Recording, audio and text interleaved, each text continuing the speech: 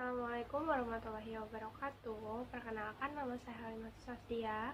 Di sini saya akan membuat video tentang jawaban ujian akhir semester mata kuliah perekonomian Indonesia. Sebelumnya saya akan menjawab 5 pertanyaan yang ada di soal ujian.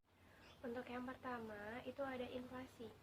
Inflasi itu suatu proses meningkatnya harga secara umum dan terus-menerus berkaitan dengan mekanisme pasar yang dapat disebabkan oleh berbagai faktor, antara lainnya konsumsi masyarakat yang meningkat, kemudian berlebihnya likuiditas di pasar yang memicu konsumsi atau bahkan spekulasi, sampai termasuk juga akibat adanya ketidaklancaran distribusi barang. Kemudian yang kedua pengertian tentang produk domestik bruto, yaitu jumlah nilai dan jasa yang dihasilkan seluruh masyarakat di suatu negara selama 1 tahun. Nah, termasuk barang dan jasa yang dihasilkan masyarakat warga negara asing yang berada di negara tersebut. Kemudian yang ketiga ini tentang nasional bruto.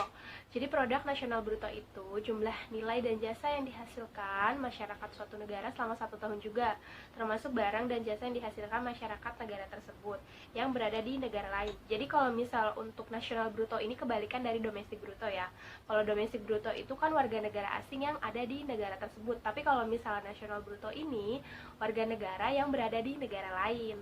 Nah, selanjutnya yang keempat nih. Nah, yang keempat ini pasti semuanya sering dengar ya tentang RAPBN. Nah, RAPBN itu singkatan dari Rancangan Anggaran Pendapatan Belanja Negara, yang artinya instrumen yang dikeluarkan untuk mengatur pengeluaran pendapatan negara dalam rangka membiayai pelaksanaan kegiatan pemerintah, kementerian, serta pembangunan negara. Nah, sampai pada yang kelima nih. Yang kelima ini pengertian tentang investasi. Semuanya pasti sudah tahu ya, investasi itu apa.